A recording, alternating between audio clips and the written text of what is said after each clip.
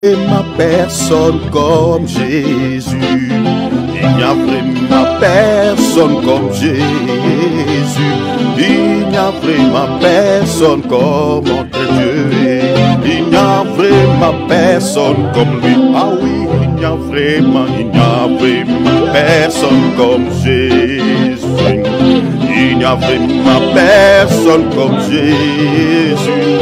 Il n'y a vraiment personne comme Jésus.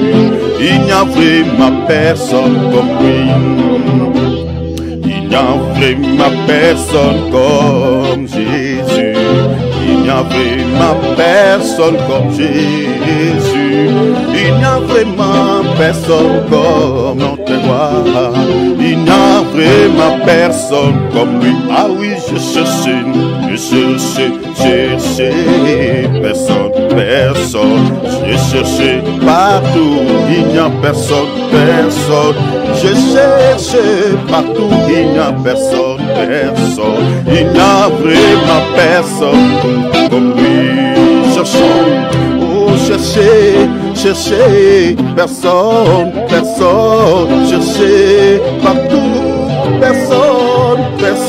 J'ai cherché partout, il n'y a personne. Il n'y a vraiment personne comme lui. Il n'y a vraiment personne comme Jésus. Il n'y a vraiment personne comme Jésus. Il n'y a vraiment personne comme notre roi. Il n'y a vraiment personne comme lui. Il n'y a vraiment personne comme Jésus. Il n'y a vraiment personne comme les rois des rois. Il n'y a vraiment personne comme Jésus. Il n'y a vraiment personne comme lui. Ah oui, cherchons, oui, cherchez personne. Cherchez partout, personne. J'ai cherché partout, il n'y a personne. Il n'y a vraiment personne comme moi. Ah oui, je creusons maintenant. Creusez, personne. Creusez partout, personne. J'ai creusé partout, il n'y a personne. Il n'y a vraiment personne. Creusons encore, peut-être il se cache. Creusez, personne. Creusez partout, personne. J'ai creusé partout, il n'y a personne. Il n'y a vraiment personne comme lui. Il n'y a personne comme lui. Il n'y a personne comme lui. Il n'y a personne comme lui. Bouddha n'est pas semblable à Jésus. Mahomet n'est pas semblable à Jésus. Aucun prophète n'est comparable à Jésus. Aucun ancêtre n'est semblable à Jésus. Personne n'est égal à lui. Il est l'unique à son genre. Il est le souverain. Il est au-dessus de tous. Oh. J'étais dans les songes. On m'a présenté Bouddha. Et je vis passer Bouddha. Après Bouddha, on m'a présenté Mahomet.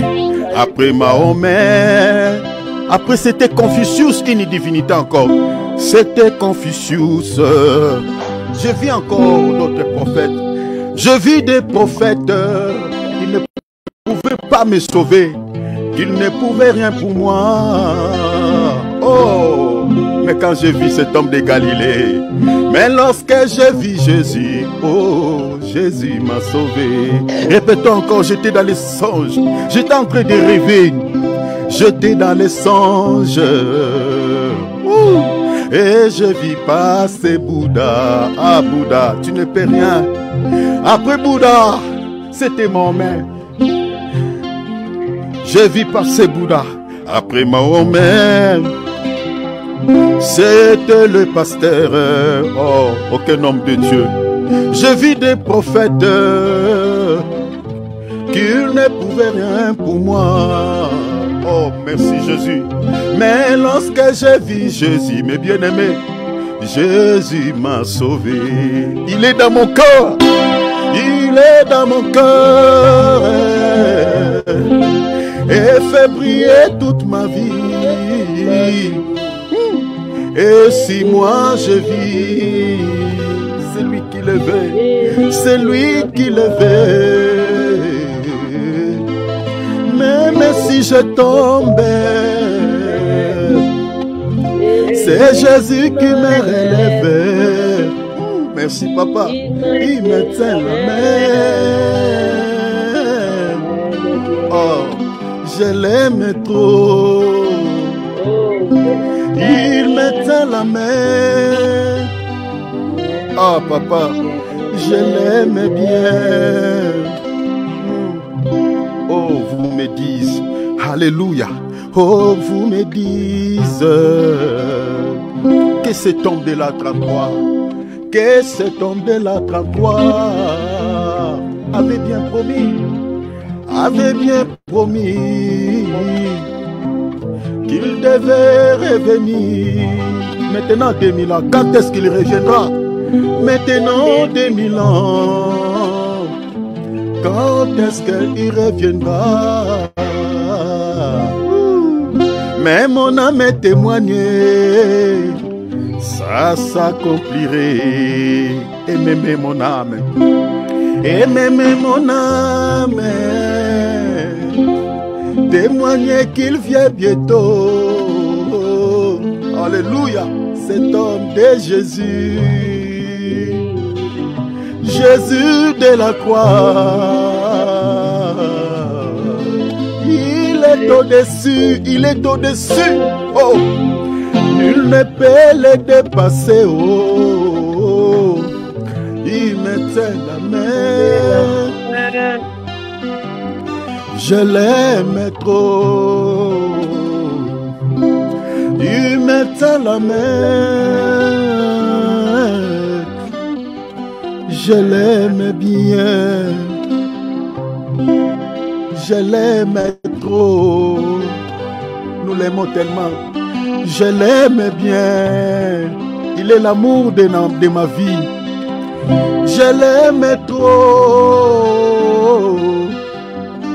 Je l'aime bien.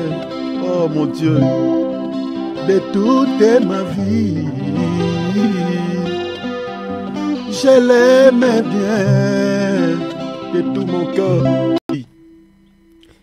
Le Seigneur nous a aimés les premiers. La Bible dit car Dieu a tant aimé.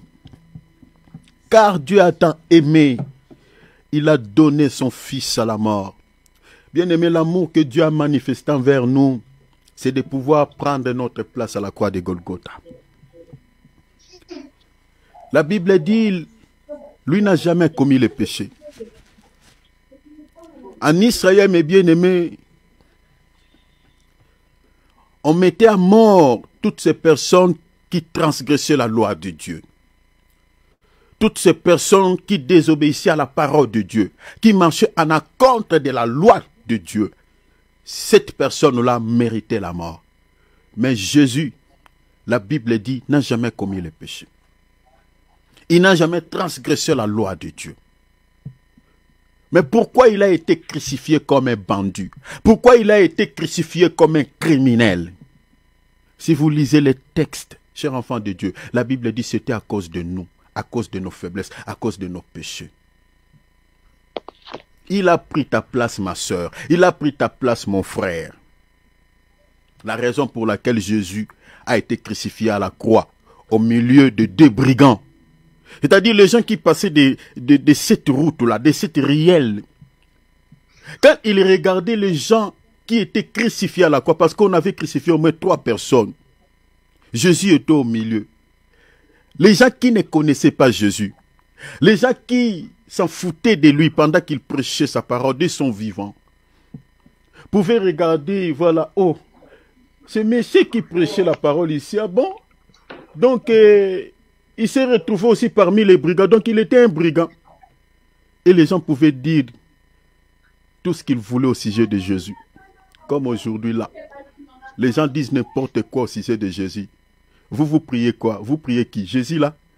Fils de Marie, les charpentiers. Vous priez ces charpentiers là. Et les gens nous rigolent, comme nous sommes en train de faire là. Il y a des gens qui nous rigolent. Ils disent, regardez ces gens distraits. Ils nous disent, nous sommes distraits, alors que c'est eux qui sont distraits. Vous savez, le diable est menteur. Hein? Il y a des gens qui nous qualifient de distraits. Regardez ces distraits. Ils prient les charpentiers là. Ils croient que c'est lui le Dieu véritable. Ils croient que voilà, la vie éternelle, c'est ce Jésus-là. Malheureusement, il y a d'autres qui n'ont pas la connaissance que moi et toi nous avons. Jésus a été taxé de tous les maux. Les gens qui passaient sur cette route où on l'avait crucifié pouvaient dire, regardez, il fait partie des criminels. Donc on l'a condamné parce qu'il s'est retrouvé dans des fraudes. Alors que Jésus n'a jamais commis une fraude.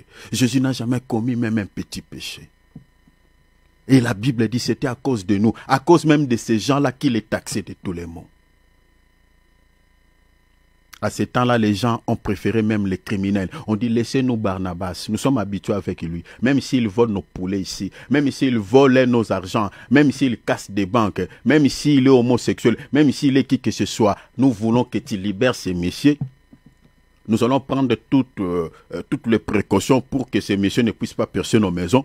Mais c'est lui-là, c'est Jésus-là. Il faut les crucifier parce qu'il est sémeur de troubles. On a préféré même un brigand comme aujourd'hui. Les gens de bien, on ne les préfère plus. Les gens se font amis aux gens de mauvaise vie. Quand tu es dans des histoires, tu es dans des bêtises. Tu passes sur la toile, tu publies des insanités, tu auras beaucoup de vie, tu auras beaucoup de j'aime. Tu seras beaucoup suivi quand tu fais des conneries. Quand tu commets beaucoup de bêtises, tu t'es nédit du tout ni. Là, les gens t'acclament, tu es belle, tu as des belles cuisses. Tu as une belle poitrine. Voilà. Les gens s'exhibent. Il y a beaucoup de vie. Les gens aiment des choses comme ça. Aiment des personnes comme ça. Mais là où la parole est prêchée, des choses saintes, les gens ne veulent pas. Lorsqu'ils regardent, ils jettent un coup d'œil, regardent nous ces aventuriers. Ils zappent. Il n'y a même pas un j'aime. Il n'y a même pas de commentaires. Les gens passent. Les gens, ils ont préféré un brigand. Ils ont préféré un criminel. Ils ont préféré une personne de mauvaise vie. Alors que Jésus n'avait pas commis une fraude. Les gens, ils ont dit, crucifiez-les. Comme aujourd'hui, quand vous prêchez la vérité, les hommes pieux, on les déteste dans ce monde. On les déteste, on les taxe de tous les maux. Les gens qui condamnent les pécheurs, les gens qui montrent aux gens la bonne voie. On ne veut plus ces gens-là dans ce monde. Quand vous êtes en train de faire une vidéo pour pouvoir donner des bons conseils, pour pouvoir prêcher la parole, pour pouvoir ramener les gens sur le droit chemin, regarde ce que Dieu veut, ce que vous êtes en train de faire là, Dieu ne veut pas, cela va vous conduire en affaire. Les gens ne veulent plus, les gens ne veulent plus. Les gens disent, ah, laissez-nous tranquilles. Ils veulent là où les gens sont en train de leur mentir. Ils veulent là où les gens sont en train de dire des insanités. Ils veulent là où les gens sont en train de dire des choses qui n'ont rien à voir avec leur vie éternelle. Les gens veulent aujourd'hui des choses inutiles, des choses moins importantes. Et Jésus, il a subi toutes les maltraitances. Il a subi tout ce que vous connaissez comme calomnie, comme une mauvaise chose. Jésus l'a subi. L'a subi. Jésus n'a pas connu un mort, mais bien aimé, quand on égorge, vous savez, même un animal, on l'égorge, hein, directement il meurt. Une fois vous coupez sa tête et puis c'est bon. C'est bon. Mais notre Dieu, notre sauveur à nous, lui il a été, on l'a tué, il a été décédé à petit feu. C'est-à-dire on l'a tué petit à petit. Mais bien aimé, c'était une mort atroce, une mort trop souffrante. C'est ça la mort de Jésus. Il a été tué à petit feu. C'est-à-dire on commence d'abord à les flageller, chicoter petit à petit. Son corps était déchiré par des coups de fouet.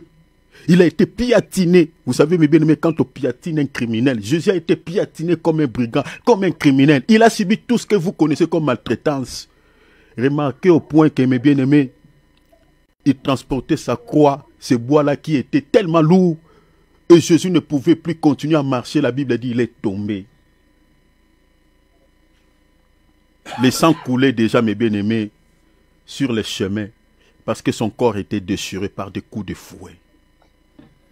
Et à la croix de Golgotha, quand on l'a crucifié, mes bien-aimés, toi et moi, si une aiguille, même une pine, mes bien-aimés, te perce le doigt, tu vas crier, tu vas hurler. Mais lui, on a rassemblé ses deux pieds et on est en train de mettre quoi? De placer un clou dedans. Vous imaginez cette mort entre ses deux mains. Cela n'est pas fini. Sur sa tête, qu'est-ce qu'on va placer? On a rassemblé, mes bien-aimés, je peux parler, c'est-à-dire des épines, l'ensemble des épines. On a formé une couronne des épines. Et le monsieur là qui le mettait comme un chapeau sur sa tête, il les plaçait bien et il y a certains aiguilles, certaines épines qui avaient percé sa tête. Cela n'était pas fini. On a pris encore une lance, ce qu'on appelle la lingala flèche, au fait, l'ikonga. Une lance, on a percé son côté, mes bien-aimés. Toi et moi, si on te fait une incision sur le corps, tu te sentiras mal. Une incision, même quand tu te blesses avec ton propre couteau, directement tu vas jeter le couteau. Tu ne seras plus ami avec ton couteau. Bien que ça te sert pour couper la viande. Mais une fois que cela te blesse, tu le jettes. Mais lui, on a percé, mes bien-aimés, sans anesthésie son côté, par une lance. Oh mon Dieu, oh mon Dieu. Parce qu'il avait fait quoi? Quel est le péché qu'il avait commis pour mériter toutes ces choses? Il n'avait pas péché. Il n'avait pas commis un péché. La Bible dit toutes ces maltraitances, toutes ces tortures, c'était pour que moi et toi nous soyons sauvés. Est-ce que tu ne peux pas lui dire un mot? Tu ne peux pas lui dire un mot. Tu ne peux pas lui dire merci pour l'œuvre de la croix.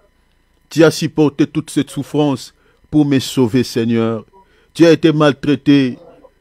Tu as été torturé, supplicié, mes bien-aimés. Vous savez, quand on parle d'une supplice, mes bien-aimés, c'est-à-dire au-delà de l'atrocité, au-delà, je ne sais pas, c'est-à-dire il n'y a pas de mots. C'est plus que les tortures. Il a été supplicieux pour que nous ayons la vie. Je m'aimerais encore ici de tout ton cœur. Si tu demeures encore dans les péchés, dis Seigneur, apaise-toi. Je sais que tu étais mort pour, Seigneur, me sauver de ces péchés. Mais je m'aimerais te dire merci. Et donne-moi la force, Seigneur, de vivre une vie qui t'honore. Donne-moi la force de mener une vie qui te plaît. Parce que vous savez, mes bien-aimés, la Bible dit, celui qui demeure encore dans les péchés consciencieusement, il est semblable à une personne qui est en train de remettre encore Christ deux fois, mourir deux fois à la croix. Demande à Dieu, dis merci. Et demande aussi son aide dans ta vie. Si tu as encore des faiblesses, prions s'il vous plaît, prions. Car tu es mort pour moi. Alléluia. Je vivrai pour toi. Alléluia. Il était mort pour que nous ayons la vie. Cher enfant de Dieu, aie toujours l'habitude de dire merci à ton Maître, à ton Père, à ton Seigneur, à ton Créateur pour l'œuvre de la croix. Parce qu'au moment où nous sommes en train de parler là, il y a d'autres personnes, mes bien-aimés, qui n'ont pas encore reçu ce salut que moi et toi, nous possédons. Amen. Il y a d'autres qui se laissent encore, mes bien-aimés, dans le bourbieu, dans des saletés de ce monde, dans le garement, mes bien-aimés, qui se laissent entraîner encore dans le péché, qui n'ont pas, mes bien-aimés, reçu Jésus-Christ dans leur vie comme Seigneur et Sauveur, qui n'ont pas l'espérance du salut. C'est-à-dire, si ils meurent aujourd'hui, mes bien-aimés, leur chemin, leur destinée, c'est l'enfer. Ils partent tout droit en enfer. Parce que la vie éternelle, c'est quand tu es vivant. C'est lorsque tu vis quant à la chair. Une fois mourir dans le péché, une fois mourir, mes bien-aimés, sans connaître le Seigneur, c'est fini. Il n'y a aucune prière qui peut te libérer si tu es déjà parti en enfer. Le purgatoire que l'Église catholique, mes bien-aimés, disent aux gens, c'est des pires mensonges. Dans la Bible, ce mot même purgatoire n'existait pas. Hébreux chapitre 9 au verset 27, la Bible dit, il est réservé aux hommes de mourir une seule fois après quoi vient le jugement. Une fois mourir, mes bien-aimés, ce qui t'attend, si tu étais décédé dans les péchés, ce qui t'attend après ta mort, c'est le jugement. Et le jugement dont on fait mention dans ce passage, c'est l'enfer. Parce que l'enfer, c'est le jugement que Dieu va déverser sur toutes ces personnes qui ont refusé délibérément le Seigneur Jésus-Christ. Mais toi et moi, nous avons reçu cette grâce. Voilà pourquoi il faut toujours dire merci à Jésus. Même si tu as encore des faiblesses, ne te culpabilise pas parce que tu as fait déjà un pas vers le Seigneur. Ça, c'est magnifique. Mais ne demeure pas dans les péchés. La prière que tu vas faire maintenant là, que tu t'accroches à lui, que tu t'attaches à lui, que rien ne te sépare de son amour. Demande-lui ça. Parce que si le Seigneur ne te donne pas un cœur de l'aimer, un cœur de s'attacher à lui, mes bien-aimés, tu vas se détacher de lui comme un sarment qui se détachait du cep. Jésus a dit dans Jean 15, tout sarment qui est attaché à moi, le Seigneur prend soin de ces sarments. Il dit, je le monde. Le Seigneur prend le soin de ces sarments. Et vous savez que tout sarment, ici je parlais d'une étape d'un arbre. Donc vous savez que toutes les étapes d'un arbre qui sont attachés au tronc, chers enfants de Dieu, sont nourris par la sève. La sève que produit le tronc. La sève que produit l'arbre. Mais si une étape d'un arbre, un sarment, se détache de l'arbre, chers enfants de Dieu, n'aura plus la vie. Il va sécher. Jésus nous compare comme des étapes d'un arbre. Jésus nous compare comme des sarments qui sont attachés à l'arbre. Et l'arbre, c'est lui.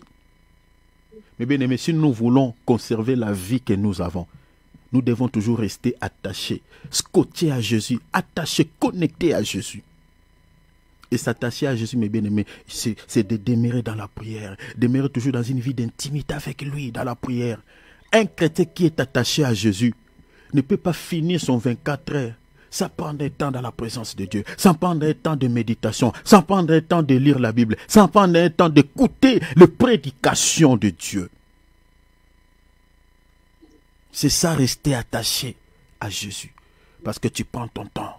Tu ne passes pas ton temps dans les balivernes. Tu ne passes pas ton temps dans des distractions. Mais bien aimé, si tu n'as pas la vie de prière, si tu n'as pas la vie de méditation, si tu n'as pas une vie, mes bien-aimés, d'intimité avec Jésus, c'est de cette manière que tu te déconnectes, tu te détaches du cep. Alors demande à Jésus. Reste attaché parce que ta vie c'est lui. Ta vie c'est lui. Ta vie c'est lui. Demande à lui, Seigneur, je vais rester attaché. Même si mon corps refuse. Mais dans mon cœur plutôt, je sens quelque chose qui brille au-dedans de moi. Qui me pousse à prier, qui me pousse à méditer, qui me pousse à jeûner, qui me pousse à s'attacher à toi. Demande-lui cette grâce, demande-lui parce qu'il a dit dans sa parole, mes fils, mes filles, il dit, sans moi, vous ne pouvez rien. Sans moi, vous ne pouvez prier. Sans moi, vous ne pouvez méditer. Sans moi, vous ne pouvez pas avoir une vie relationnelle avec moi. Il a dit pour s'attacher de lui, pour s'approcher de lui, pour prier, pour méditer, il faut que le Seigneur te pousse. Il faut que le Seigneur t'appelle. Il faut que le Seigneur, son esprit, puisse te pousser dans sa présence. Alors tu as besoin de son aide. Alors demande-lui. Prions maintenant au nom de Jésus. Père, alléluia. Parmi les 5 étapes de la prière que nous retrouvons dans l'évangile de Matthieu 6,9, il a fait aussi mention de la prière des requêtes, de la prière des demandes. Il dit, donne-nous notre pain quotidien. Le pain dont le Seigneur fait mention, le pain ici explique des choses. La parole de Dieu, c'est aussi un pain. C'est-à-dire, c'est une nourriture spirituelle. Il a dit, nous avons besoin de la parole tous les jours dans nos vies pour que nos âmes vivent. Nous avons besoin de nourrir nos âmes de ce pain qui est la parole. Mais le pain peut parler aussi d'un objet matériel. de quelque chose de physique, peut parler aussi de la nourriture, peut parler aussi de tout ce qui est matériel. Parce que le pain, c'est aussi quelque chose, un objet physique. Mais on peut aussi lui demander tout ce qui est matériel, tout ce qui est physique. Ça fait partie de la prière des demandes. Demande-lui, qu'est-ce qui t'empêche de ne pas peut-être être heureux, de ne pas peut-être ne pas pouvoir être heureuse comme toutes les autres personnes, ma soeur. Qu'est-ce qui t'empêche de pouvoir vivre une guérison miracle dans ta vie par rapport à cette maladie?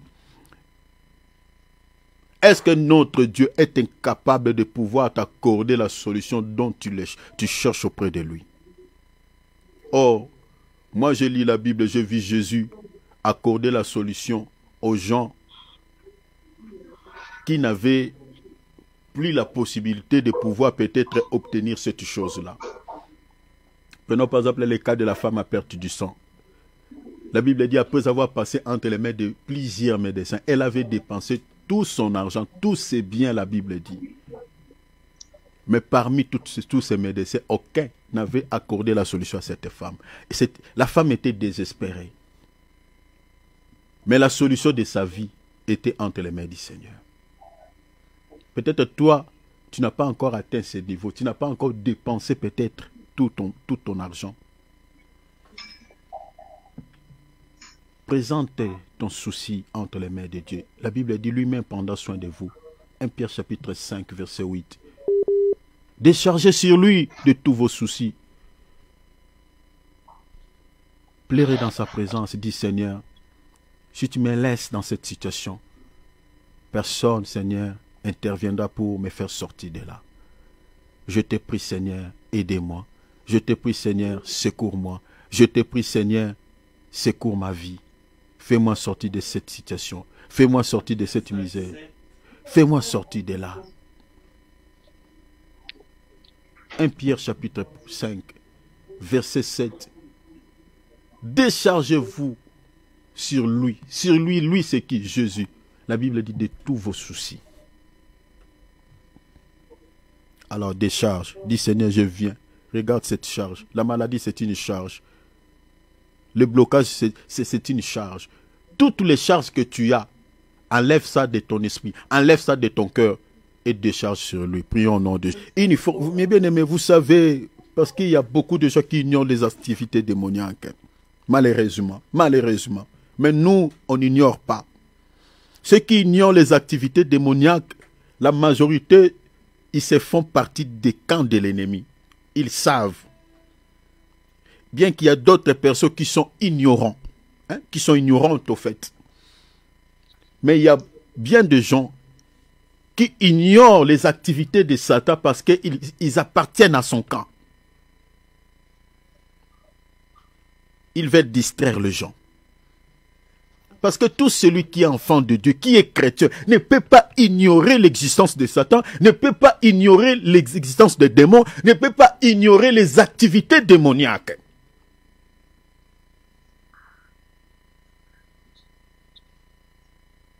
Et le diable aime comme ça. La Bible dit dans le livre, dans l'épître de 2 Corinthiens, chapitre 2, verset 10, 11 ou 10, le texte dit, nous n'accordons pas l'avantage à Satan et nous n'ignorons pas ses desseins. Est-ce que vous voyez cela? On n'ignore pas les activités des démons, on n'ignore pas les desseins de Satan. Si tu l'ignores, il prendra le dessus sur toi.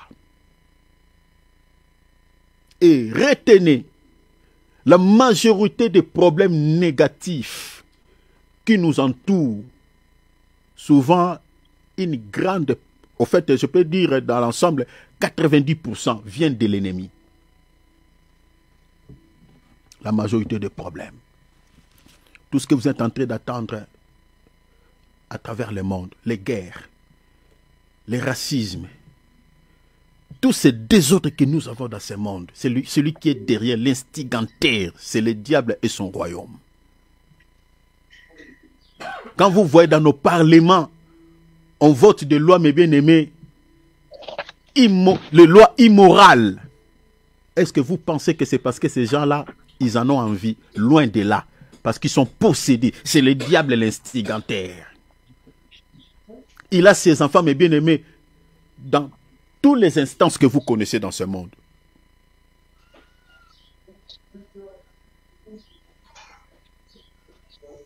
Il a ses enfants dans les hôpitaux. Il y a certains médecins qui sont des Illuminati, qui sont des francs-maçons. Qui sont ces agents?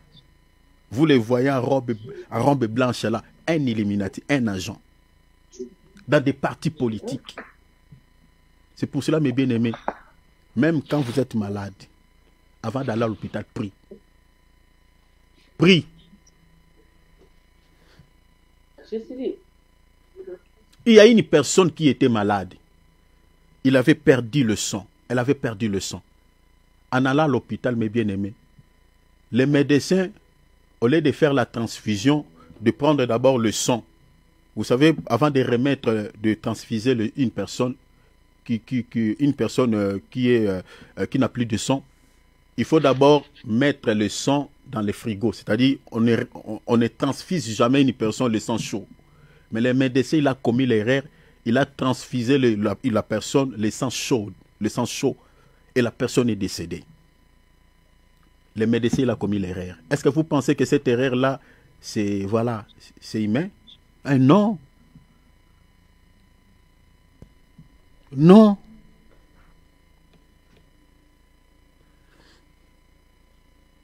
Il y a certaines personnes qui sont mortes parce que les médecins veillent. Comme on téléphone là, tout ça, on se communique là, on pèle l'Asie, on pèle l'Afrique. Le monde des ténèbres aussi fonctionne comme ça. Il se téléphone, mes bien-aimés, par ce qu'on appelle les télépathies. Les occultistes connaissent ces mots. On appelle ça télépathie. Ils se communiquent. Ils se communiquent avec ceux qui sont dans les partis politiques. Ils se communiquent avec ceux qui sont dans les hôpitaux. Ils se communiquent, mes bien-aimés, partout où nous allons. Mes bien-aimés, la Bible dit, le monde entier est sous la prise du malin. Le monde entier sans exception. Sous l'emprise du malin, c'est ça. Le diable a ses enfants partout. Ils se communiquent. Mes bien-aimés, sans Dieu, on ne peut vivre dans ce monde. Voilà pourquoi le Seigneur a dit, priez à tout temps. Priez à tout temps. Faisons toutes sortes de prières. Que personne ne te dise, ah c'est bien, il faut prier. Matin, midi, soir, priez. Comme Daniel, comme David. La Bible dit matin, midi, soir, il priait. Parce que la prière, c'est notre vie. C'est comme de l'eau. Mais bien aimé, sans l'eau, on ne peut vivre. Sans la prière, on n'a pas la vie. Ta vie sera bloquée. Alors, lève-toi. Quel est ce démon qui accompagne une situation compliquée dans ta vie? La situation sur laquelle tu traverses. Tu n'es pas n'importe qui. Tu es enfant du roi. Tu es enfant de Dieu. Prends l'autorité. Ordonne à ces démons-là de libérer ta vie. Tu n'as pas besoin d'être accompagné par un démon. Mais tu as besoin plutôt d'être accompagné par le Saint-Esprit. Mettez hors d'état de nuit. Ordonne à tous ces esprits, même si tu ne les vois pas. Mais derrière ces problèmes-là, les esprits se cachent. Ils t'accompagnent petit à petit avec tous ces soucis-là. Pour terminer avant de prier, ça c'est la dernière requête. Il faut bien prier pour ça. Regardez, dans Luc chapitre 13, verset 18, on nous raconte l'histoire d'une femme qui avait un boss, qui avait une bosse plutôt, derrière son dos. Vous savez, les personnes qui ont des problèmes de... à Lingala, on appelle ça un kunki. Qui ont des bosses derrière le dos. Son dos était... C'est 13-10. Donc, lisez Luc chapitre 13, merci mon frère, 13-10. C'est-à-dire, cette dame, la Bible dit, elle était infirme. Elle ne pouvait aucunement se redresser. Elle était courbée. Elle avait une bosse derrière son dos. Elle ne pouvait pas, mes bien-aimés, se redresser, marcher droit. Si vous prenez une telle personne, vous l'amenez à l'hôpital, on regarde avec les scanners, vous voyez, on va voir que voilà son colonne vertébrale a une maldeformation. Donc, c'est impossible de pouvoir les redresser parce que si on essaie de les redresser, on la tue.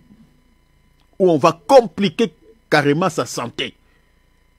Parce que si vous allez à l'hôpital avec des appareils, oui, on verra que son colonne vertébrale a une forme comme, vous savez, les animaux là qui se promènent dans les déserts, on l'appelle comme des chameaux, non pas les chameaux, l'autre là, comme des hebdomadaires. Dromadaires, voilà, merci mon frère, dromadaire. Et vous voyez cet animal-là qui a cette forme un peu courbée sur son dos. La femme, elle était comme ça. Mais le problème de cette femme, elle était liée à la spiritualité.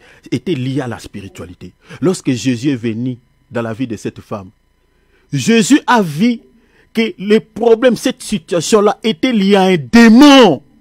Jésus dit, oh ma fille, Satan t'a rendu captif depuis 18 ans. Le diable, il a plié le dos de cet enfant, de cette femme. Et il a maintenu cette femme dans cette situation plusieurs années. Vous imaginez? Vous imaginez? Physiquement, c'était... Les gens pouvaient dire que c'est une maladie normale. Et ce n'était pas normal.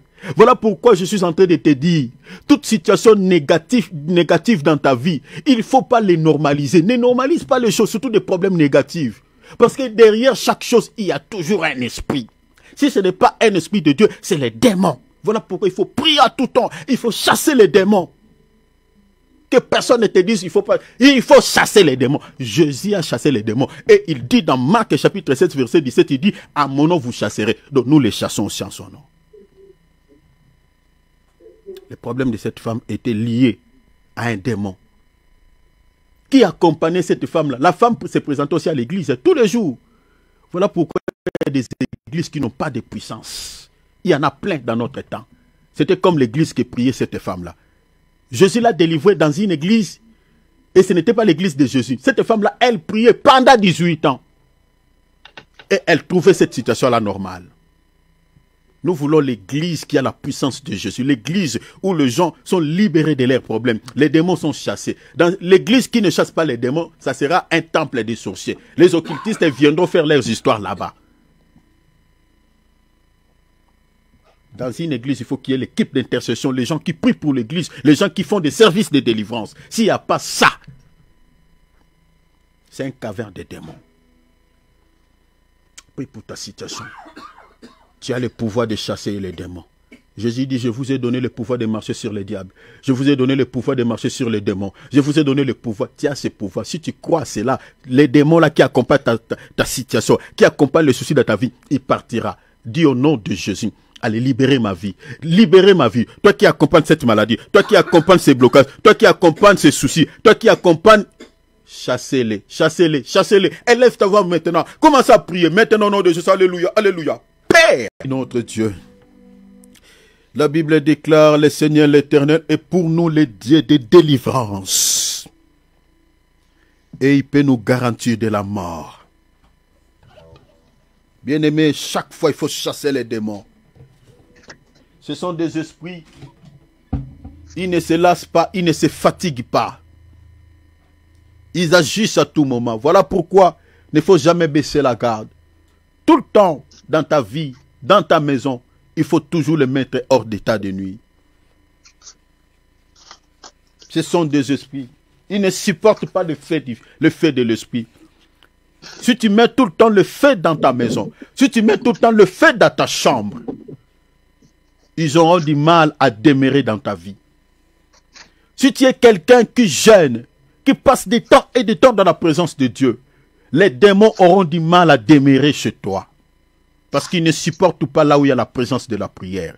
Voilà pourquoi les esprits méchants, pour pouvoir opérer, la première des choses, ils réalisent dans la vie d'un chrétien, il faut s'aimer la lourdeur. Vont s'aimer, créer la lourdeur dans ton âme pour ne plus pouvoir prier. Même un occultiste, même les sorciers, c'est de cette manière qu'ils opèrent. S'ils savent que tu es une personne qui prie beaucoup, pour pouvoir t'atteindre, ils vont te laisser entraîner dans des distractions. Parce que la lourdeur au niveau de l'âme est sémée du moment où, cher enfant de Dieu, tu te laisses entraîner dans des distractions, dans des choses qui ne peuvent nourrir ton âme, mais qui peuvent s'aimer plutôt la lourdeur au niveau de l'âme. Voilà pourquoi faisons attention. Ne passez pas tes temps à regarder que des séries télévisées, sur la toile, sur la télé, sur des choses moins importantes. Sinon, cela va s'aimer dans ton âme la lourdeur, le sommeil spirituel. Fais constant. Restez toute la journée sur la toile. Restez toute la journée en train de regarder des séries télévisées. Restez tout le temps sur la toile en train de regarder voilà, des distractions. Et passez du temps dans la présence de Dieu. Priez. Tu auras du mal à démarrer. Tu verras que toutes tes pensées seront en train de s'envoler.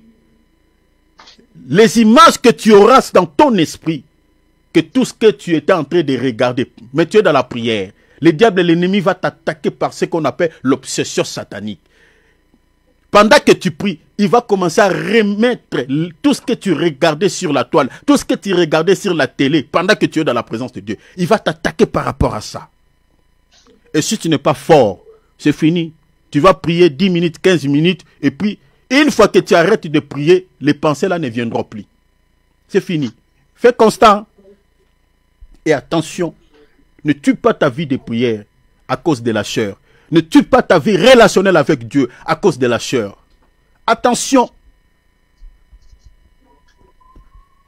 Le jour où le Seigneur reviendra, le jour où le Seigneur viendra nous chercher, si tu te trouves par exemple dans la distraction sur la toile, cher enfant de Dieu, en train de se laisser entraîner dans toutes ces distractions, dans toutes ces saletés, même devant ton télé, pose-toi la question si tu partiras avec lui ou tu resteras. Tu as toi-même la réponse. Faisons attention. Faisons attention. Nous ne sommes pas ce genre de serviteurs de Dieu qui voient le mal, qui voient les dangers, mais qui vous continuent à vous caresser comme les prêtres catholiques. Oh non, toutes les religions conduisent à Dieu, comme le pape avait dit. Même ceux qui sont dans la Bouddha, même ceux qui sont dans l'occultisme, même ceux qui sont dans la Maïkari, toutes les religions se valent, conduisent les hommes vers Dieu. On caresse même les sourcils au sens du poil. Dans certaines églises ensemblées de Dieu, les églises de réveil, ils se comportent comme le pape, ils se comportent comme les prêtres catholiques. Mais bien aimés, la Bible dit, vous connaîtrez la vérité et la vérité vous affranchira. C'est la vérité qui peut t'affranchir, ce n'est pas les mensonges. La vérité fait toujours mal. C'est difficile à supporter la vérité. La vérité, ça choque. Surtout si la vérité te trouve dans le mal et que tu es vraiment dedans. Prenons par exemple, tu demeures dans une vie je prends l'exemple de l'impudicité, où tu bois trop l'alcool. Tu tombes souvent dans l'ivresse et on te dit que cette vie-là va te conduire en enfer. Si tu n'es pas de Dieu, tu peux commencer à insulter cette personne qui dit ça. Mais c'est la vérité. Quand tu vas rester tranquille dans ta conscience, tu diras que je l'ai insulté parce qu'il a dit quelque chose qui m'a choqué, mais il a dit vrai. Et tous les serviteurs de Dieu dans la Bible, si vous lisez l'histoire des prophètes de Dieu, des apôtres de Dieu, ils ont été maltraités à cause de la vérité. Ce n'est pas comme les serviteurs que nous avons aujourd'hui, qui nous voient dans des faiblesses, qui nous voient dans le péché, qui nous voient dans des distractions, mais qui ne nous disent rien, qui continuent à nous caresser, que Jésus t'aime malgré tes péchés, malgré tes fautes, malgré tel que tu es. Oui, Jésus nous aime malgré nos fautes, mais Jésus n'aime pas les péchés.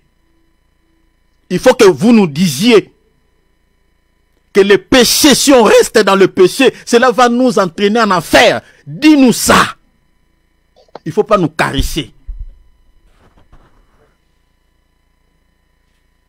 C'est très important.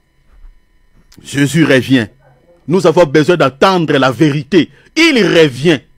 Le monde est dans les ténèbres. Le monde est tout noir.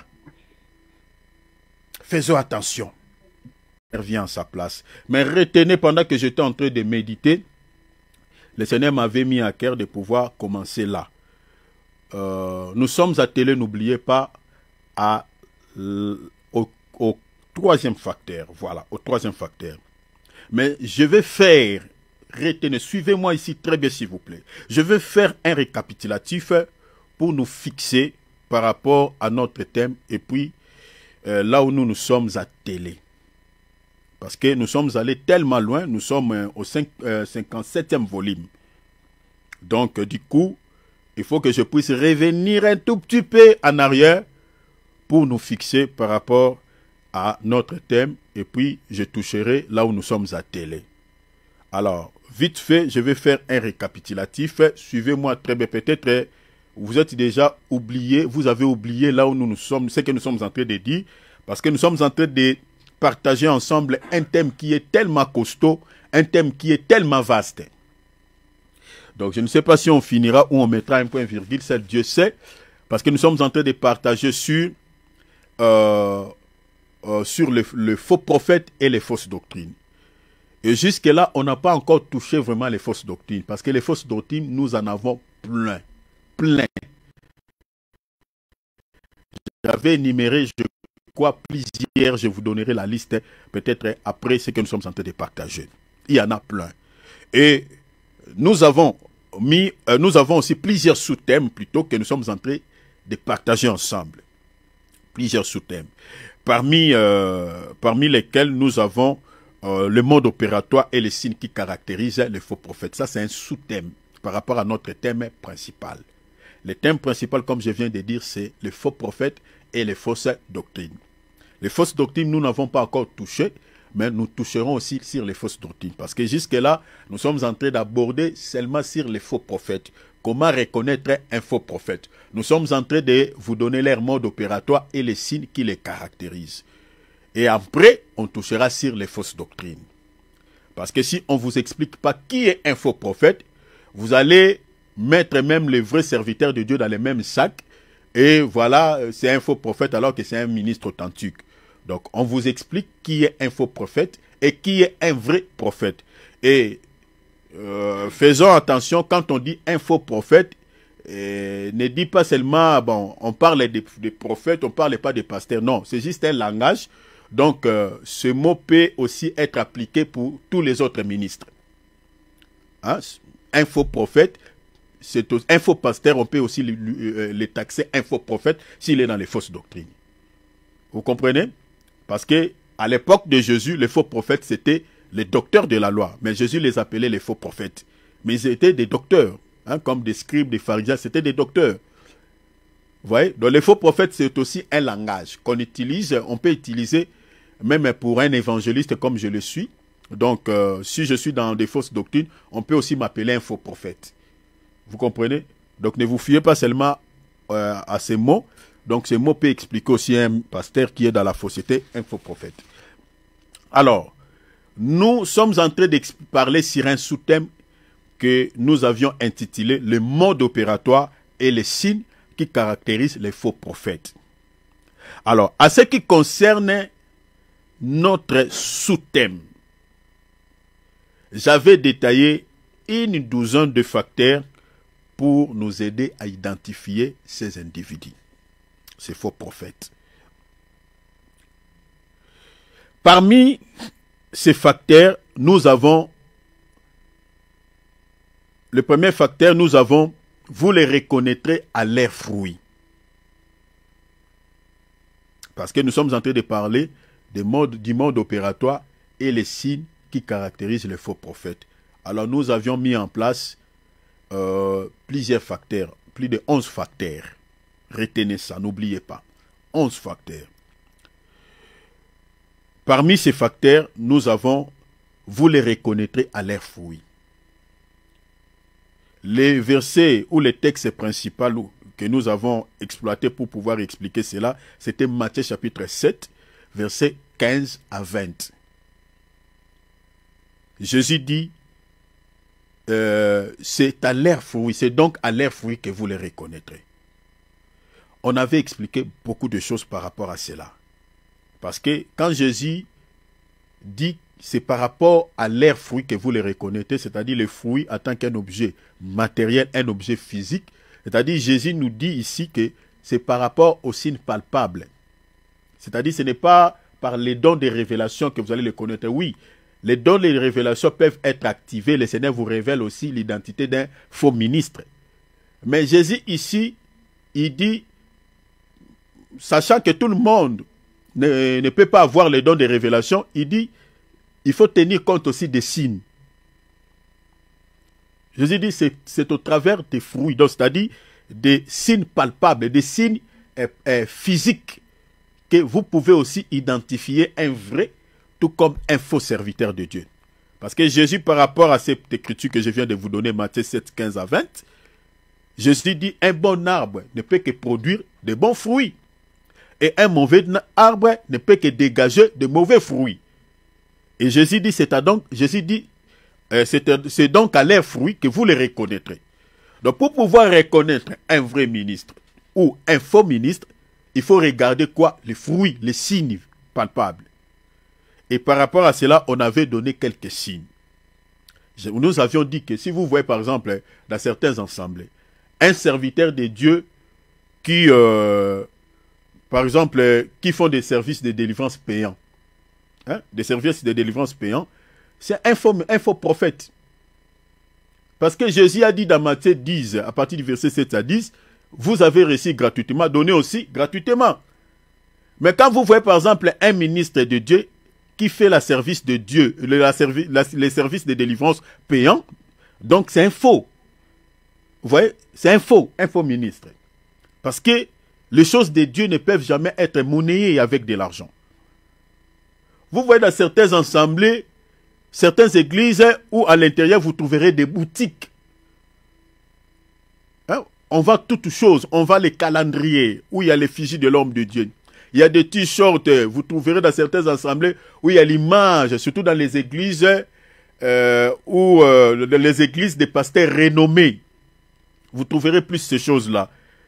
Vu les pasteurs, ces pasteurs-là, il a l'onction de faire tomber les gens. Physiquement, c'est une grande église, le méga church. Donc là-bas, tout est permis. Donc, c'est-à-dire, cet homme de Dieu-là, on vend des t-shirts ou des vêtements où il y a ses effigies. Vous voyez, tapez sur la toile, vous tomberez sur des vidéos comme ça. Des grandes églises, là, des assemblées, des églises de méga church, comme on dit en anglais. Ce sont des grandes églises physiquement, mais aux yeux de Dieu, c'est rien ces églises-là. C'est comme des poubelles au fait. Parce que vous ne trouverez pas, il n'y a pas la parole, il n'y a pas les messages du salut. Alors, il y a certaines assemblées qui se ressemblent aux boutiques. Tout est vendu. On vend l'huile, on vend l'eau, on vend tout. Vous voyez? Et c'est au travers de ces signes-là que vous pouvez comprendre que ça, vraiment, c'est une église qui est dirigée par un faux prophète. Vous trouverez encore comme quoi? Par exemple, des signes comme par exemple des serviteurs de Dieu qui aiment s'habiller comme des prêtres catholiques. Des longues robes avec des toges, voilà, en couleur, vous voyez, avec d'autres utilisent des talites, d'autres utilisent des tiares, d'autres utilisent des épées. Voilà, tous ces signes-là, vous comprenez, cela nous montre que c'est lui qui est en train de s'habiller comme ça, en train d'utiliser ce genre de choses. C'est un faux serviteur. Donc ne vous posez pas 3-4 questions. Quand vous voyez un ministre de Dieu qui présente tous ces signes-là, c'est un faux. C'est un faux. C'est un faux. Donc, si vous regardez la photo que j'ai mis sur toutes mes vidéos, vous allez voir quelques signes. Les serviteurs de Dieu en plein kit comme ça, avec des épées, tout ça, avec des talites, tout ça. Je crois que le prophète Vladimir va vous expliquer, quand il va intervenir, vous expliquer toutes ces choses. Alors, on avait parlé beaucoup de signes. Ça, c'est le premier facteur. Deuxième facteur, quelle distinction peut-on faire entre ces deux types de fruits? Les bons fruits et les mauvais fruits. Ça aussi, on avait expliqué beaucoup de choses. Troisième facteur, c'est là où nous nous sommes arrêtés. Nous sommes attelés là. Est-il possible qu'un serviteur de Dieu authentique fasse les mêmes pratiques que les faux prophètes? Ça, c'est notre troisième facteur. Donc, je reviendrai pour expliquer d'autres choses là-dessus. Quatrième facteur, le don authentique du Saint-Esprit et leur contrefaçon spirituelle. Ça, on n'a pas encore parlé. Cinquième facteur, comment identifier les dons du Saint-Esprit et les différencier de leur contrefaçon. Ça, on n'a pas encore expliqué. Les dons spirituels existent. 1 Corinthiens chapitre 12 à partir du verset 7 à 11. Où vous pouvez commencer à partir du premier verset jusqu'au 11e verset. On nous parle des dons spirituels. Mais ces dons-là peuvent être contrefaits, imités par les diables. Ces dons-là, vous comprenez, peuvent être imités par les diables. Voilà pourquoi il faut faire très attention, mes bien-aimés, ne vous fiez pas aux dons.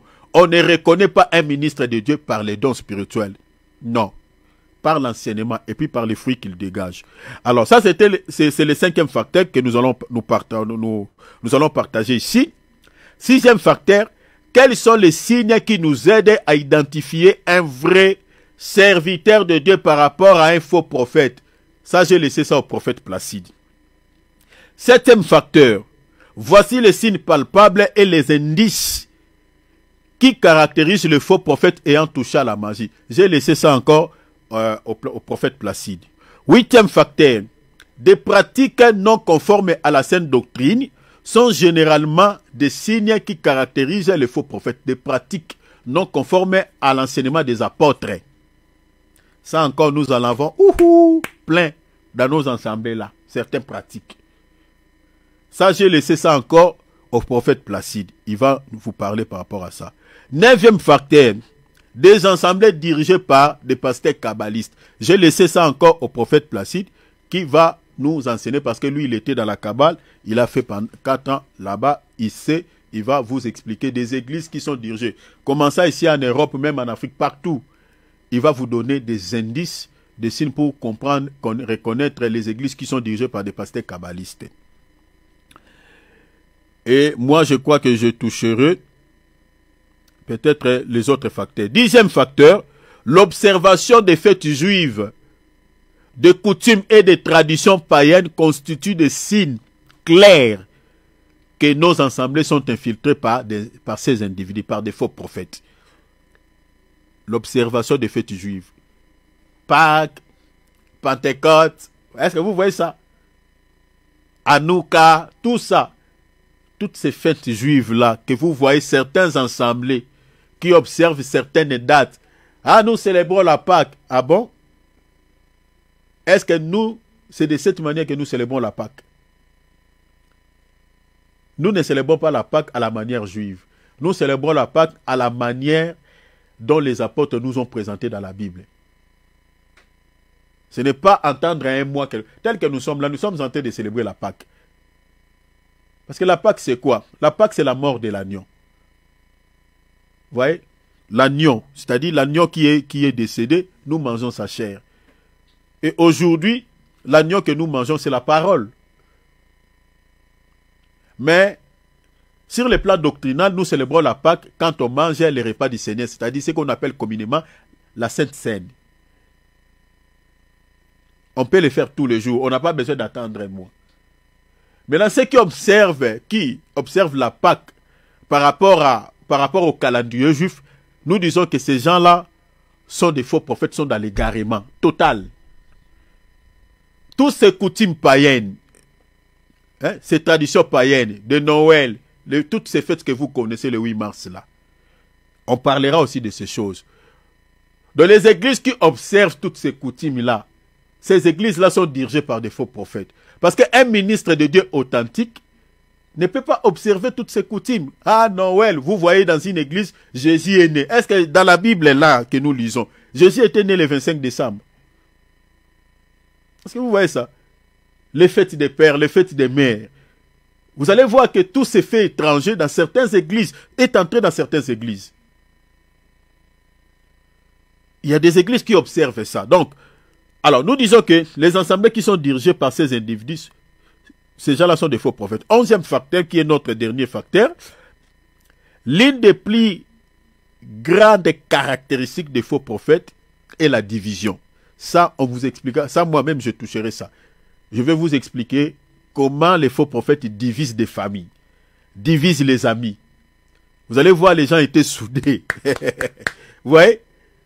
Maintenant, si les faux prophètes veulent séparer ces gens-là, il veut récupérer l'un parmi eux, il va maintenant commencer à diaboliser toutes ces personnes-là pour pouvoir récupérer cette personne-là. C'est comme ça les faux prophètes opèrent. Leur mode opératoire, c'est aussi la division. Je vous expliquerai comment ils divisent par des prophéties mensongères. Vous voyez? Ils peuvent même donner tout un message, prêcher un message, c'est-à-dire il est en train de cibler seulement une personne, il sait que ça lui concerne, pour pouvoir récupérer la vie de cette personne-là. C'est leur mode opératoire aussi. Je vous parlerai comment ils divisent. Il y a beaucoup de choses, je vais vous expliquer cela. Il y a des familles aujourd'hui qui sont divisées à cause des faux prophètes. Il y a des enfants qui sont abandonnés dans la rue à cause des faux prophètes. Vous voyez? Vous savez les faux prophètes, comment ils opèrent? C'est-à-dire, s'ils veulent récupérer une personne, surtout si cette personne-là, il a des moyens, et on veut museler cette personne, on veut les faire leur victime, il les sépare avec toutes les personnes qui l'entourent pour pouvoir bien détruire la vie de cette personne. La division, je vous parlerai. Pourquoi ils divisent? Alors ça, c'est le 11e facteur, on touchera sur ça. C'était juste pour pouvoir nous rappeler là où nous sommes attelés. Donc nous sommes en train de partager sur les 11 facteurs. Vous voyez? Donc les 11 facteurs ici concernent notre sous-thème. Est sorti par rapport à ces sous-thèmes que nous sommes en train d'aborder. Parce que nous sommes en train de partager sur les modes opératoires et les signes qui caractérisent les faux prophètes. Et concernant ces sous-thèmes, nous avons énuméré au moins 11 facteurs que nous allons aborder ici. Et jusque-là, nous sommes attelés sur le 3e facteur. Le 3e facteur, nous l'avons intitulé « Est-il possible qu'un serviteur de Dieu authentique fasse les mêmes pratiques que le faux prophète ?» La réponse que nous avions donnée par rapport à cette question est oui. Et oui. Mais, il existe plusieurs causes ou plusieurs raisons qui peuvent amener un ministre authentique de Dieu à se retrouver dans des fausses doctrines, en l'instar des faux prophètes. Il y a un mais. Je réitère. 3e facteur, nous sommes attelés là. Est-il possible un ministre authentique, un serviteur qui est mandaté par Dieu, fasse aussi les mêmes pratiques qu'un faux serviteur de Dieu, un faux prophète de Dieu? La réponse, ce n'est pas non. La réponse est oui. Et oui. Mais, nous avions dit que il y a plusieurs causes, il y a diverses raisons qui peuvent amener un ministre authentique de Dieu à se retrouver dans de fausses doctrines, à l'instar de faux prophètes. Alors, parmi ces causes, nous avons l'infidélité envers Dieu et la corruption.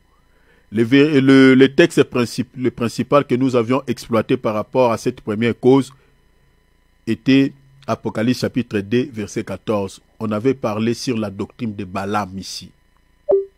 La doctrine de Balaam. On avait expliqué beaucoup de choses par rapport à cette doctrine. Ça fait partie des causes qui peuvent faire qu'un ministre authentique se retrouve dans des fausses doctrines, à l'instar des faux prophètes. La doctrine de Balaam. La doctrine de Balaam, c'est quoi? On avait expliqué qui était Balaam d'abord. Balaam était un ministre authentique de Dieu. Mais à cause des présents, à cause de l'argent, à cause des matériels, les prophètes authentiques de Dieu s'est laissé dans la corruption. Est-ce que vous voyez cela? Dans la corruption, s'est laissé dans l'égarement. Il s'est écarté du droit chemin et il a suivi la voie de l'égarement. La doctrine de Balaam, c'est aussi les viandes sacrifiées aux idoles. On avait expliqué que les viandes sacrifiées aux idoles, c'est un enseignement faux. Parce que nous mangeons une viande qui n'est pas sacrifiée aux idoles, c'est-à-dire la viande que nous mangeons, c'est l'agneau, c'est-à-dire la parole authentique. Alors la viande sacrifiée aux idoles, c'est un faux enseignement. Donc c'est-à-dire, un ministre infidèle, un ministre qui s'est laissé dans la corruption, il ne prêche plus la vérité. Il ne dit plus la vérité aux enfants de Dieu. Aujourd'hui, c'est ça ce qu'on retrouve dans plusieurs endroits. Vous allez voir qu'il y a bien des serviteurs qui étaient des ministres authentiques, qui prêchaient la vérité, mais qui ne prêchent plus la vérité. À cause de quoi? À cause de la corruption. De l'infidélité envers Dieu. L'argent, les présents. La doctrine de Balaam, c'est quoi? C'est aussi, c'est livré à l'impudicité. Par rapport à l'impudicité, on avait expliqué des dimensions. Parce qu'il y a l'impudicité physique, c'est-à-dire l'impudicité, c'est l'acte sexuel en dehors du mariage, de ces cadres que la Bible nous présente, c'est-à-dire les mariages. Mais l'impudicité sur le plan spirituel, c'est aussi la convoitise de la chair. Tu es dans le Seigneur, mais tu te laisses entraîner aussi dans le monde. C'est aussi l'impudicité. On avait expliqué beaucoup de choses par rapport à cette première cause qui peut faire qu'un ministre authentique se laisse entraîner dans l'égarement. Donc on avait expliqué beaucoup de choses par rapport à cela. Alors, deuxième cause, l'ignorance et le manque d'affermissement. Le texte principal qu'on avait exploité par rapport à cette deuxième cause est 2 Pierre, l'épître de 2 Pierre, chapitre 3, versets 15 à 16. Hein? Vous allez voir, l'apôtre Pierre est en train de dire que les personnes ignorantes et mal affermies tordent le sens des Écritures. Vous voyez? Et l'apôtre Pierre ajoute, il dit, c'est pour les ruines. C'est-à-dire ces gens-là qui sont mal affermis, qui tordent le sens des autres Écritures de la Bible. Par l'ignorance, par manque d'affermissement, l'apôtre Pierre dit que c'est aussi pour leur propre ruine. C'est-à-dire un ministre de Dieu ignorant, mal affermi, la Bible dit ne comprend pas les Écritures. Lisez ce livre de 2 Pierre 3, 15, 16. Un serviteur de Dieu ignorant, mal affermi, il tord souvent le sens des Écritures. Il ne comprend pas le sens de la parole. 2 Pierre 2, 15. C'est 2 Pierre, oui. 2 Pierre chapitre 3. Non, 2. Oh, 2 Pierre chapitre 2. Hein? Oui. Après avoir quitté le droit chemin, ils se sont égarés en suivant la voie de Balaam, fils de Beor, qui aima le salaire de l'iniquité. Non, je parlais de personnes ignorantes et mal affermies, qui tordent le sens des Écritures. C'est l'épître de 2 Pierre chapitre 3, versets 15 à 16. Vérifiez ça. Vérifiez ça. Non, là, il me croyait que la patience de notre Seigneur... Ouais, c'est ça. Ok. Continuez. Comme notre bien-aimé frère... Comme notre bien-aimé frère, c'est ça. Vous l'a aussi écrit selon la sagesse voilà, qui lui a été donnée. Donc c'est ça. Tu peux t'arrêter là, mon frère, ça va. C'est ça l'écriture. Donc c'est 2 Pierre chapitre 3, versets 15 à 16. Donc, l'apôtre Pierre nous exhorte ici qu'il y a bien de gens qui ne comprennent pas les Écritures, qui ne comprennent pas les textes de la Bible, qui tordent le sens des Écritures. L'apôtre Pierre dit que c'est à cause de l'ignorance, c'est à cause c'est-à-dire manque d'affermissement qui fait que ces gens-là ne comprennent pas les Écritures. Et l'apôtre Pierre dit que c'est pour leur propre ruine que ces gens-là, en fait, prêchent mal la parole de Dieu. Ouais, c'est aussi pour leur propre ruine. C'est-à-dire, un serviteur de Dieu qui prêche mal la parole de Dieu, c'est aussi pour sa propre destruction. La ruine dont l'apôtre Pierre fait mention, c'est l'enfer, en fait. C'est la destruction éternelle.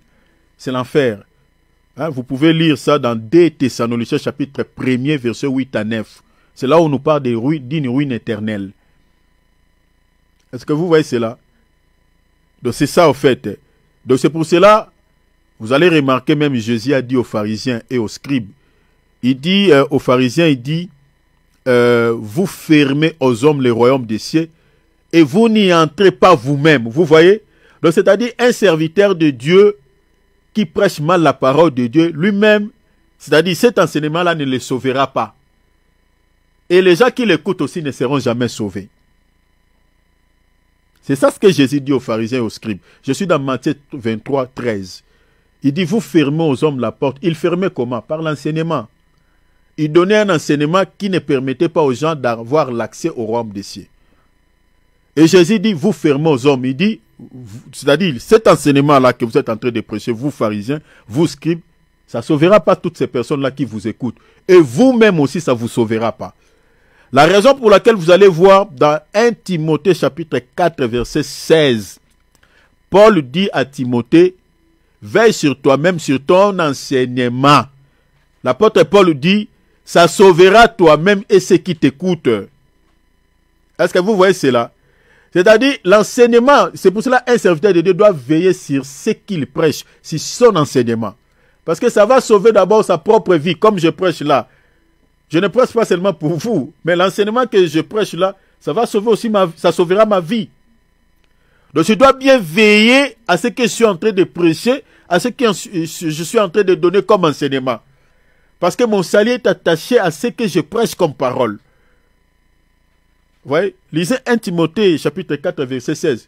Paul conseille comme ça à Timothée, il dit, veille sur ton enseignement, parce que ça sauvera toi-même et ceux qui t'écoutent.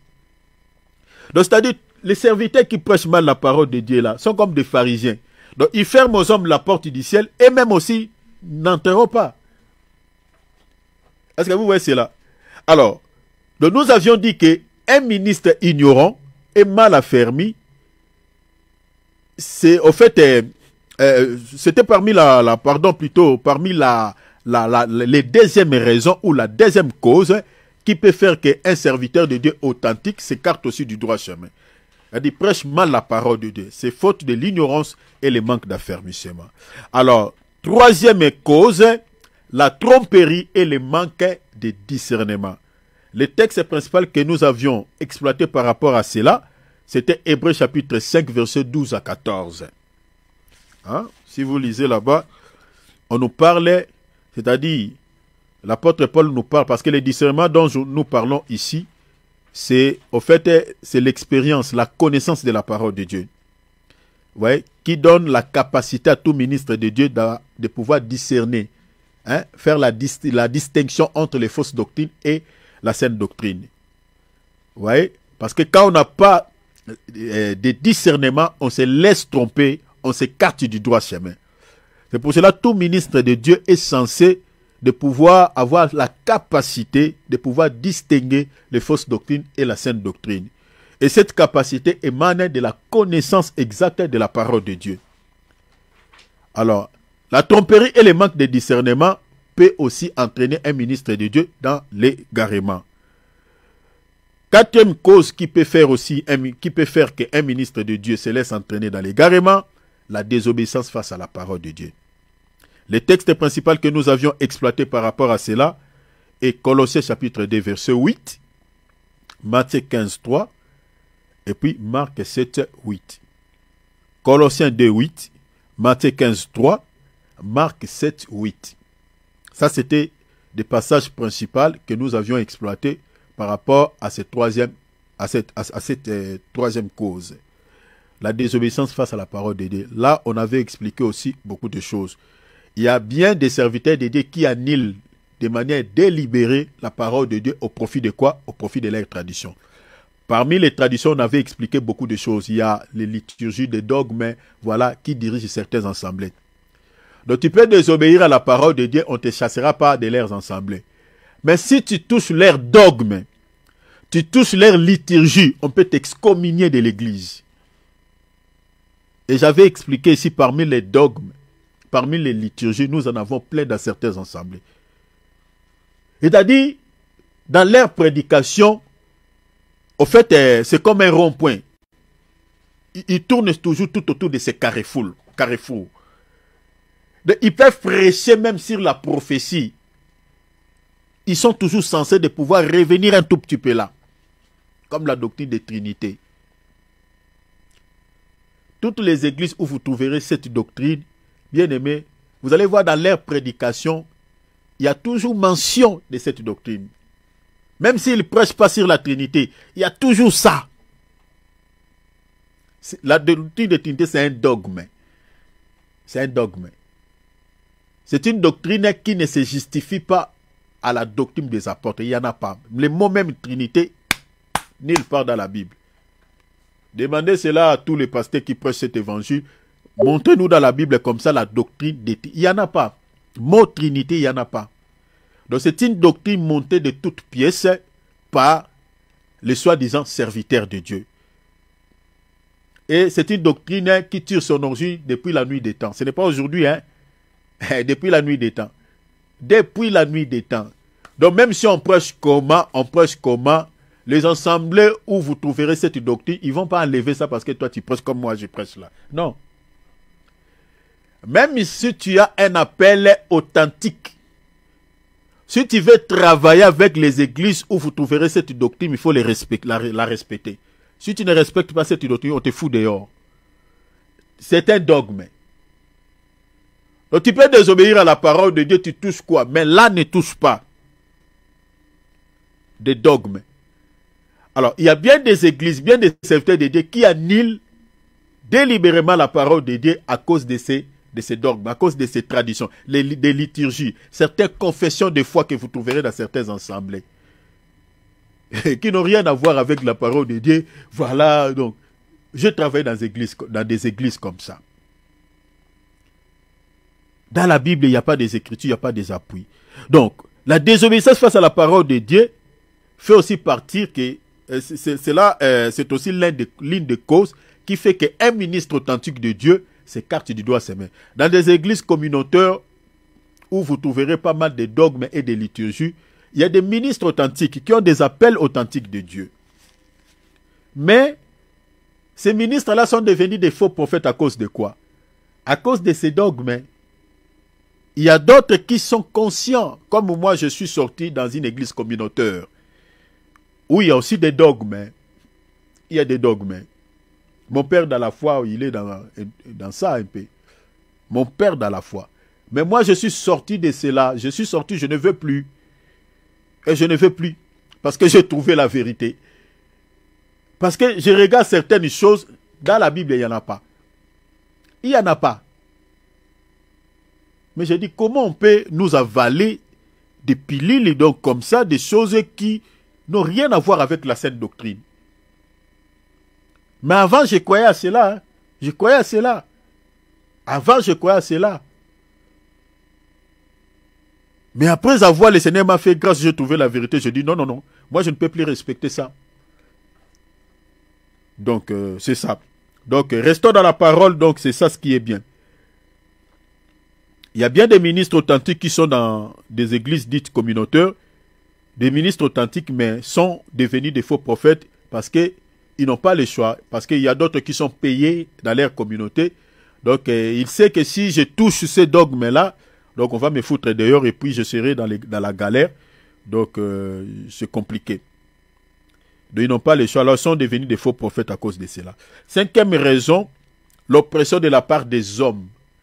De la part du peuple que vous dirigez, de la communauté chrétienne où vous servez le Seigneur, ou à raison de la position sociale de la personne qui vous soutient financièrement dans les ministères, etc., etc.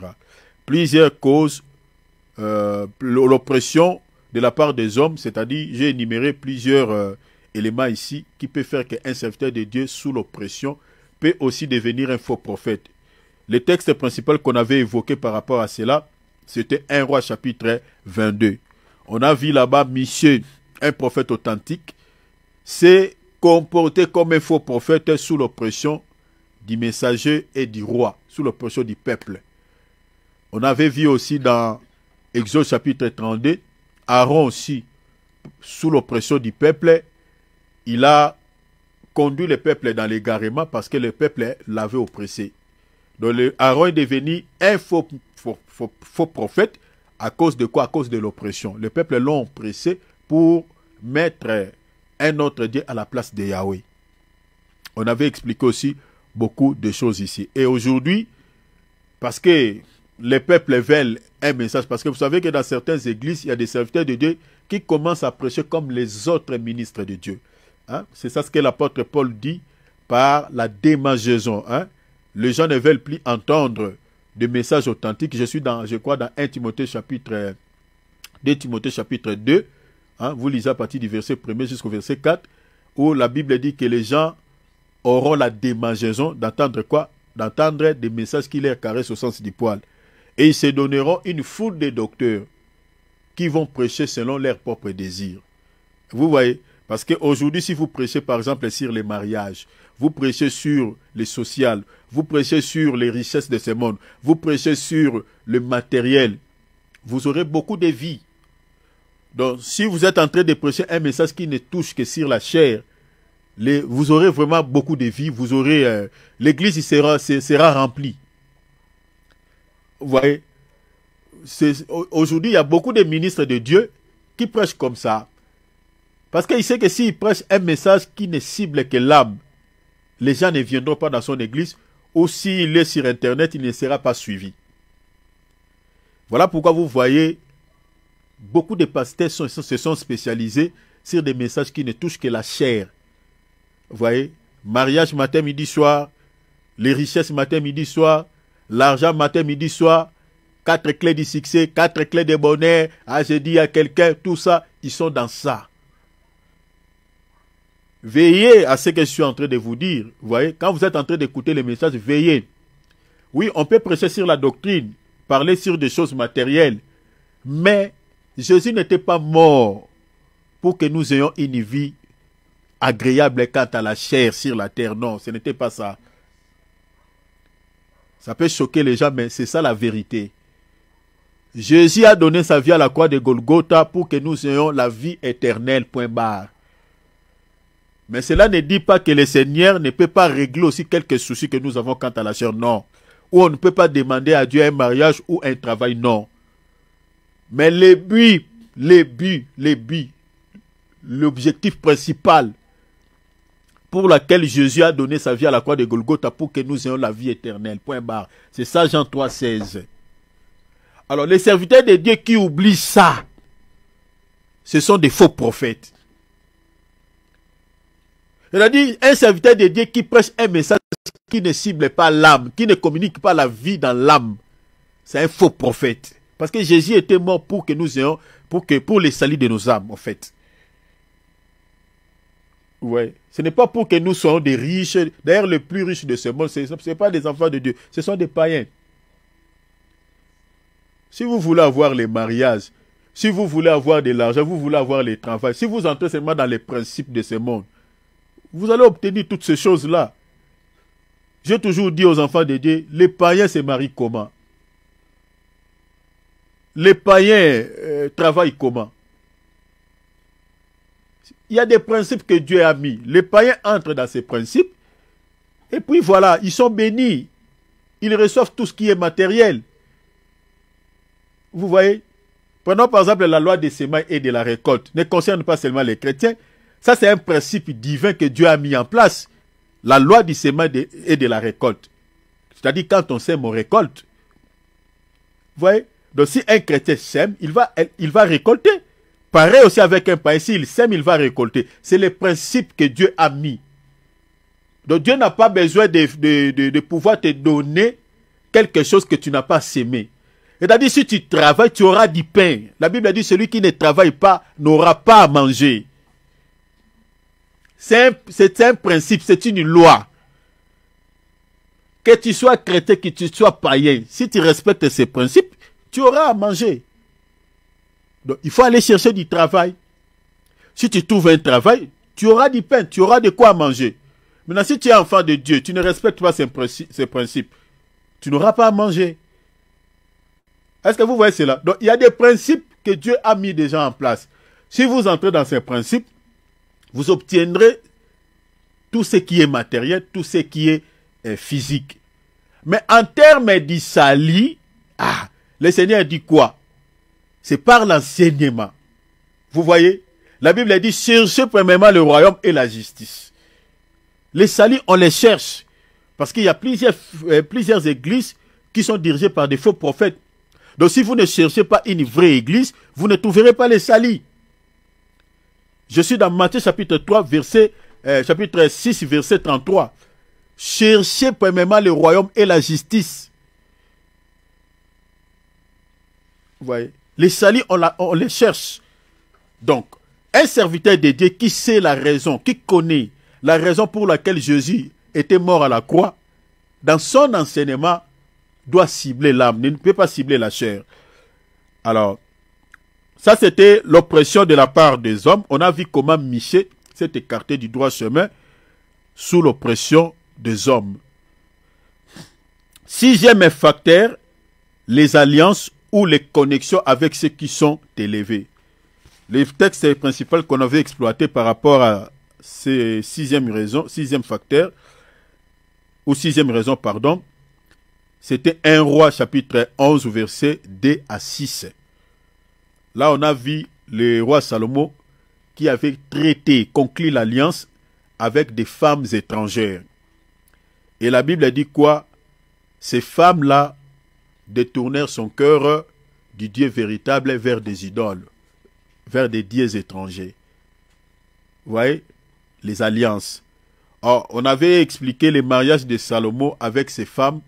Donc, un ministre de Dieu, c'est aussi l'image d'une femme. Un ministre de Dieu. Selon Galates chapitre 4, verset 19, l'apôtre Paul se présente comme une femme.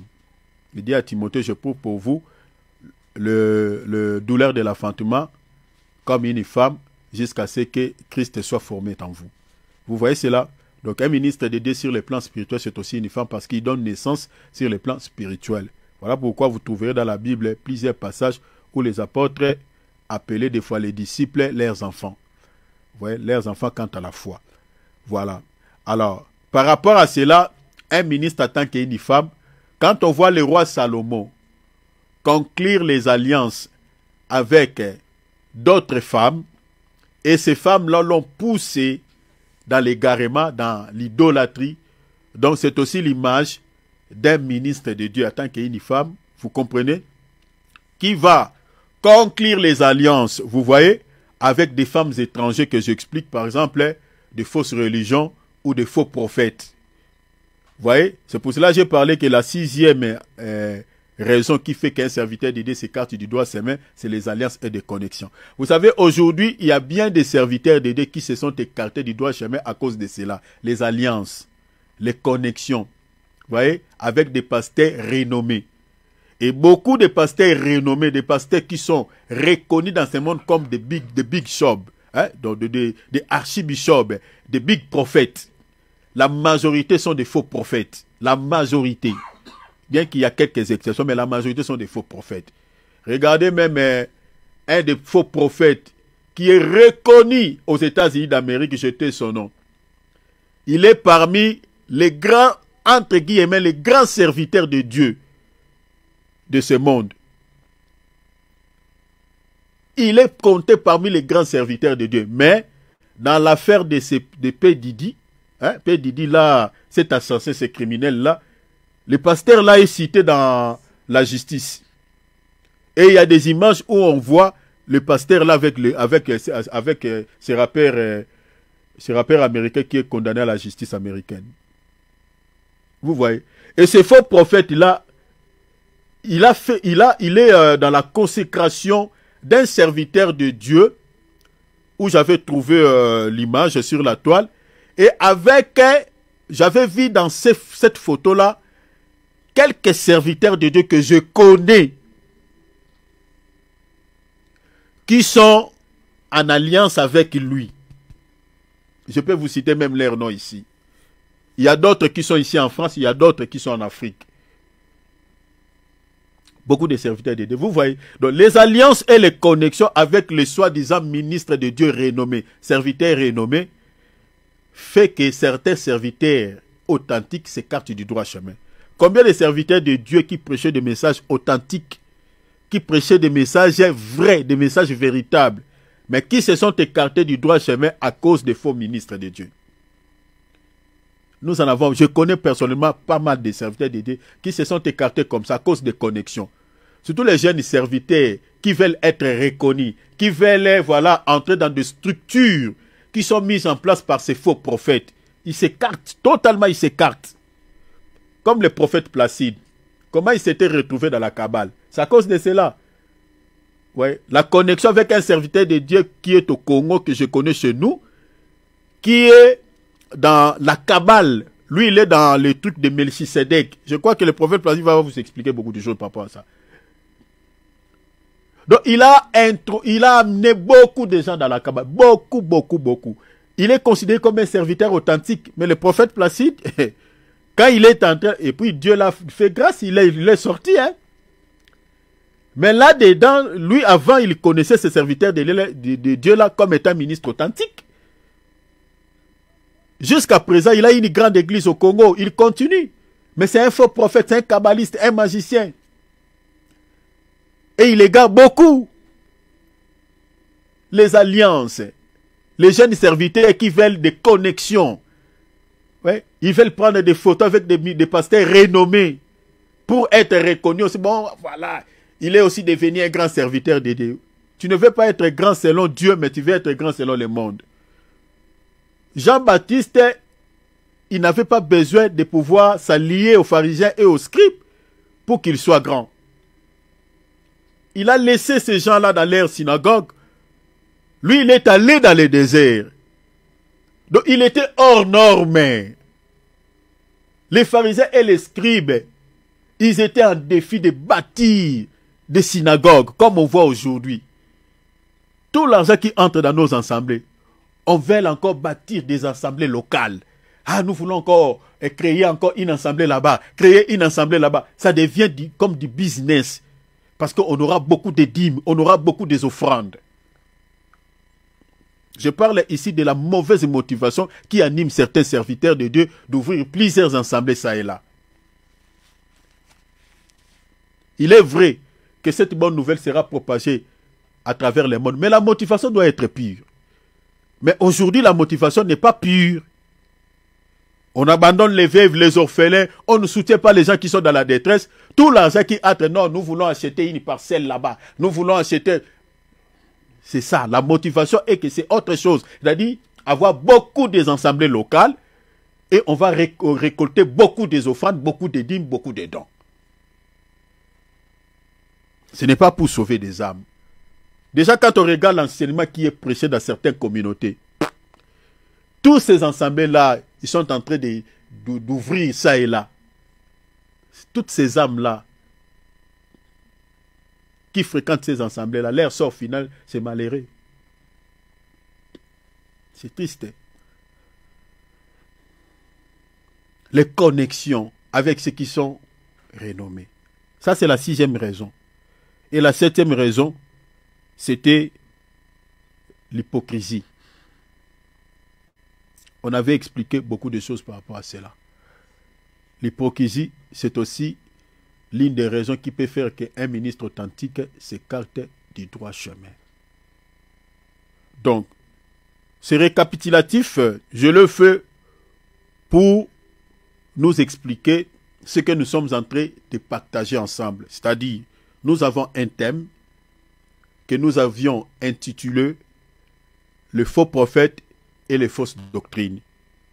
Et jusque-là, nous sommes en train de partager d'abord sur les faux prophètes. On n'a pas encore touché les fausses doctrines. Retenez ça. Parce que les fausses doctrines, on va vous donner une liste. Parce qu'il y en a beaucoup. Beaucoup. On va vous donner chacune des fausses doctrines qui se retrouvent dans certains assemblées. Il y a des choses que vous trouvez normales dans nos assemblées. Mais ce sont des fausses doctrines.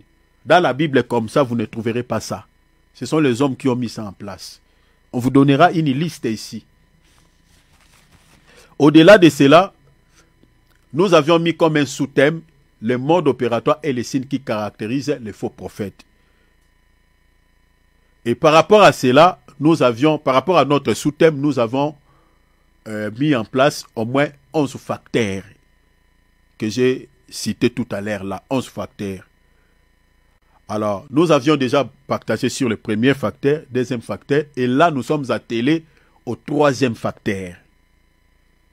Et par rapport à notre troisième facteur, nous avons énuméré au moins 7 causes qui fait qu'un serviteur authentique s'écarte du droit chemin, comme je viens de citer là. Donc là, nous sommes attelés au troisième facteur. Donc, je crois que mon temps est épuisé. J'aurais du mal à pouvoir partager, je crois, ce que j'avais préparé aujourd'hui. Mais ce récapitulatif était important pour quand même nous fixer par rapport à notre thème et puis là où nous nous sommes attelés. Nous allons prier, donc mon temps est épuisé. Nous allons ouvrir nos micros, nous allons remercier le Seigneur pour le temps que nous venons de passer dans sa présence. Je crois que le prophète Placide sera avec nous demain, donc il sera avec nous demain. Je ne sais pas s'il est arrivé, donc voilà, là il ne m'a pas fait signe, donc je crois peut-être il me fera signe peut-être après. Mais demain on verra, je crois par la grâce de Dieu, s'il n'y a pas autre empêchement, il sera avec nous. Nous allons prier le Seigneur. Bénissons le Seigneur qui a permis que nous puissions prendre ce temps dans sa présence. En tout cas, remercions-le. Cher enfant de Dieu, prie pour ton salut, s'il vous plaît. Moi, votre Père, je dis que nous faisons ce programme par amour. Je paie tout comme je ne paie pas aussi. Parce que on ne me paye pas.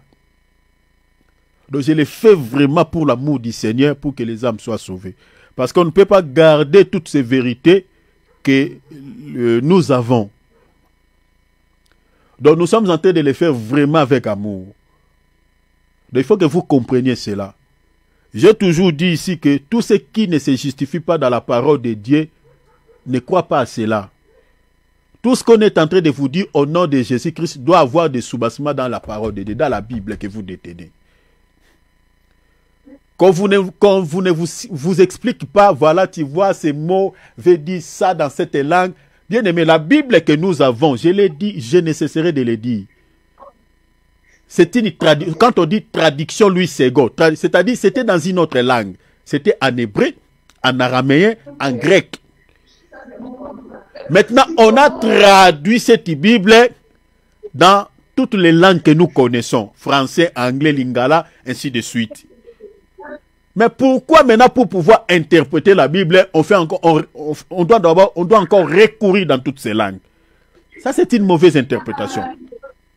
Il est vrai, on peut expliquer certains langages, donner des explications par rapport à l'hébreu et au grec. Mais on ne peut pas interpréter la Bible, mes bien-aimés, en faisant le recours à toutes ces langues-là. Non. Ça, c'est une mauvaise... La Bible s'interprète comment? La Bible, c'est-à-dire, quand on prend un verset, pour pouvoir expliquer ces versets-là, il faut associer un autre verset pour pouvoir expliquer ces versets. C'est comme ça qu'on interprète. On n'interprète pas la Bible en faisant le recours dans une langue. Non, non, non, non. Maintenant, il y a beaucoup de gens qui ont fait des écoles théologiques, ils interprètent. C'est pour cela que nous avons pas mal de fausses doctrines. Je crois que quand on parlera sur les fausses doctrines, on va vous expliquer cela. Donc faisons attention. Tout ce qu'on est en train de vous dire doit avoir des appuis dans la Bible que vous détenez. Doit avoir des appuis. S'il n'y a pas, mes bien-aimés, votre salut est en jeu. Si vous croyez à quelque chose qui ne se justifie pas dans la Bible, votre salut est en jeu. Ne faisons pas des yeux doux, mes bien-aimés, à ces gens. Il y a des âmes qui pleurent en enfer. En termes du salut, mes bien-aimés, enlevez tous les sentiments charnels. Le diable, il a ses prophètes. Les prophètes, là, ce sont des gens normaux, hein, des gens en chair et en os, hein, qui nous font du sourire, hein, qui nous saluent, ma sœur, mon frère, tout ça, mon fils, ma fille, que nous appelons daddy des fois. Ce sont ces gens-là. Faisons attention. Même moi, votre frère qui vous parle là, si je dis quelque chose qui ne se justifie pas, mais ne crois pas. Ne crois pas.